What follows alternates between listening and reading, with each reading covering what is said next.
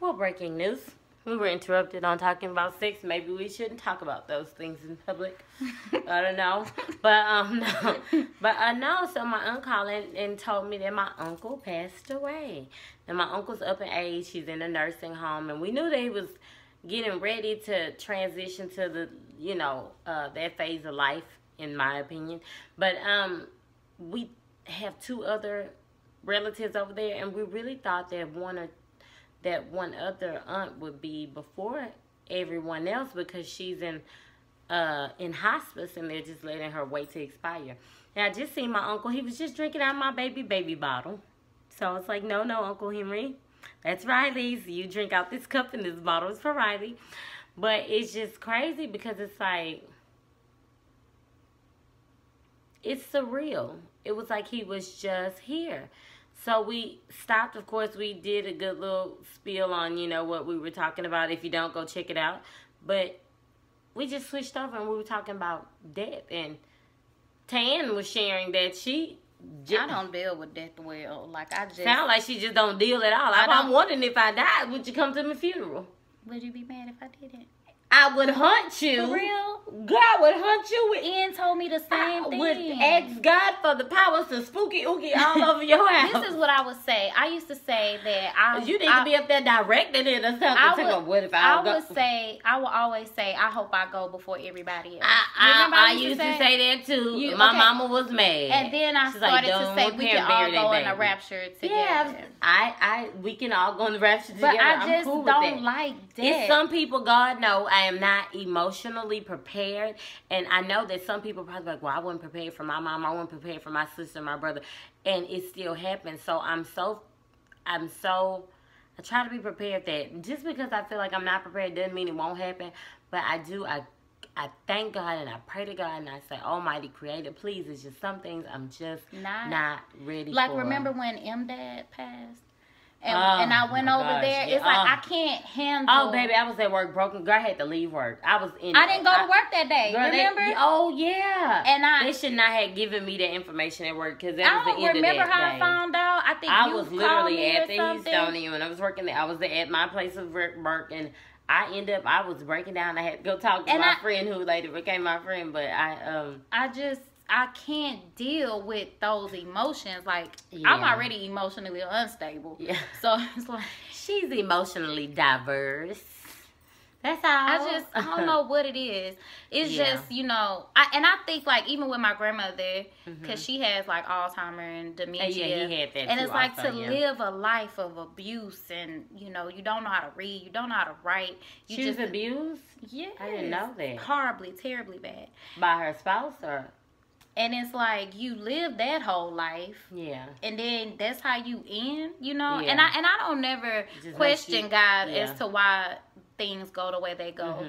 But it just really makes you sit back and think that while you do have your right mind, while you do have function of your senses and limbs, you need to embrace it. Because life is too short and you can be here and not be living. Oh. And you know what I'm saying? Remember I used to always like, go with me here, please go with me there. No. I had to realize everybody's living is different though. Because I would be like, come on, let's go turn up, let's go have fun. And she'd be like, that's not my thing. And I had to realize that everybody lives differently. Like, what's exciting for me may be torture for you. Yeah, because, like, I love to dance, but I don't like to go to a club and sweaty bodies on me. I never want nobody on me. You know how people be like, dance. You can watch me dance. But it just be like, no, but now and then I'll dance with somebody. You might make they lift their confidence. No, dancing with somebody, but I'm saying, how you just be all just period. Oh, and then they might smoke or drink, throwing up, who knows what, they just walking off and shoot. What was that place we went to? Actually, that was the last, we had went to Belvedere the last time we went out. But the time before that, we went to International Night or something. Was it Stiletto? Me, you, and C, remember? You don't remember that? Me, you, and C? Can I get a last initial? Can I buy now? I'll tell you when. What's the last initial? C. Oh, the last initial. CC. Why are we even talking about clubs? Is it male or female? Female. Oh, okay. But anyway, we went there and everybody was smoking weed. I remember. Yeah, like, Oh, Oh, I remember everybody smoking weed. Was weeded out. Yes. Yeah. So when I got home, my hair was smell. I did not like. Especially we natural. We didn't flat out all this. I thought it was. Disregard. That just say no, but life and death. You know, I think that people have to find a way, find your happy place, and find a way that helps you process and accept that. And you know, I have to say for my Uncle Henry, it's like, you know, he's lived a long, blessed life. He had been a millionaire at one point. Wow. Yes. I was like, get it on. Wasn't close enough. Yeah, we wasn't close enough. Yes. Right. He actually has, you know, and I hate speaking of that kind of stuff. Like he has some like properties that are probably going to go into the spiral of who gets what. And I hate when people get off task and people are like, oh girl, I'm still getting my money from the bank. Like, can we let it marinate that we just lost a human being? But the one thing I can't say about your Uncle Henry though, every time I saw him, every time I saw him, he was always smiling. I never seen him frown. Yeah, never seen him frown. And we actually would call my son Little Uncle Henry, which my mama don't really like that, but we would call him Little Uncle Henry because he had like that same sandy brown hair. He had like these 2 cowlicks, and he just looked like a miniature version when he was a babe, like a little toddler, looked like a miniature Uncle Henry, but. I think, you know, he used to always tell me these extravagant business ideas and stuff. I just really respected him. I appreciated him. When I first got my Mustang, my 2005 Mustang, it was brand new. It was 2004. And they said, Uncle Henry needed me to take him somewhere. I'm like, yeah, cool. You know, I'm all about family, right? All about family and loved ones. And so I went and picked Uncle Henry up. Uncle Henry had on some muddy, oily boots, my brand new Mustang, brand new light beige carpet, and he put his big muddy boot right there. He messed up. I was like, Uncle Henry, and I was like, oh my gosh, it's oil. I was trying to wipe it out. He said, oh, it's just oil. You know, the car won't be new forever. And I was like, yeah, now thanks to you, it won't be new very long. I won't get to enjoy it in this nice newness very much at all. I mean, when a man get married, you want to grow old with the woman. That don't mean you just want to pick her up. Oh, you want to get her as a pretty young thing, and you want to enjoy that pretty young thing, and you want to just be able to cherish her and say. And then when you're old, you still have this pride about them because you're like, my wife was so beautiful, my husband was so handsome. That's what I love about. You had it going on, girl. They wanted some of that. That's what that was all me. That's what I love about, you know, my next husband. Because I know my next That sounds kind of horrible, though, my next husband. My next, oh, you saying you know already who it is? I'm saying ain't none of our business. My next husband, I am just claiming, awesomeness. If God see fit for me to be married, you know, if it's in the perfect will, I believe. I never want to lose the people who may not believe the same thing that we believe about God. But for whatever you believe, whatever your ideal situation is, you know, I'm really excited to see what life has in store for me. But I plan to live like I was. Well, dying. You know, John 10 and 10 says like God, you know, Jesus came so we can live life and live life abundantly. And those are John 10:10. Oh, John 10. Good. I thought you was naming the person. I was like, John Tennington. But y'all need to look up John Tennington. John Tennington. Yes. You know, the enemy comes to kill, steal, and destroy. Jesus comes to give life and I think at my church they had like an acronym for this STIFE or something. I don't know. Still kill and destroy. But what I was going to say about my next husband is I want him to cultivate me. Like, if you know I need to lose weight, run with me in the morning. You know? Girl. Yes. You know what I'm saying?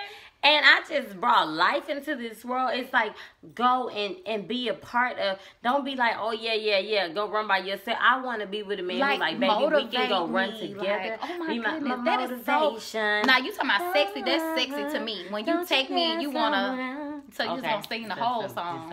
Just don't motivate. Get Kelly Rowland. Somebody look Kelly me. You start a party, you put Kelly Rowland. If anybody don't know who Pastor Miles Monroe is, he does like a the little Bahamian, snippet. Yeah, he's like Jamaican or something. He's passed. He's deceased now. Him and his wife passed away.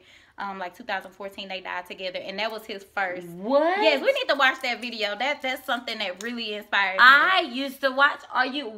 But that's what he said. He was like, baby getting big or whatever. How did they die? I think it was like a plane crash or something. But what really, I think I may have heard about that. So you said baby getting big. What? He was like, baby getting big. Y'all run together. Cultivate me, baby. Cultivate me. We gonna watch that video because I mean it really motivates me. Mr. Right. I'm just saying. No, I think it's a beautiful thing. Like priceless. You know, having a and healthy, to know somebody like that, to connect like that, it's beautiful to me. And that's what I want. I want my husband to edify me and encourage me. Like that is just, you know, candy bars stuck all in.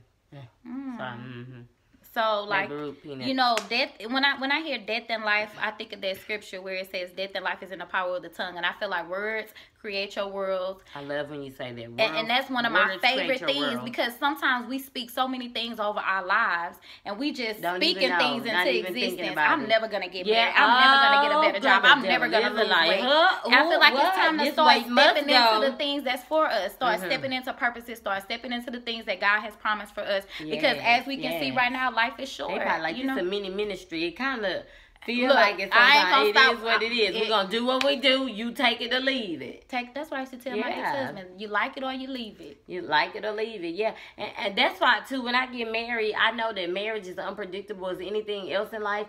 I really, really, really, really, really want to... I really want to be with that one person till death, and I mean I want to live a long time before. But you know what, you can, like, you know, my aunt, see, she's been married like 36 years. See, and my parents, they've been married 30. Very long. They've been alive. My parents been married 31 years. Wow.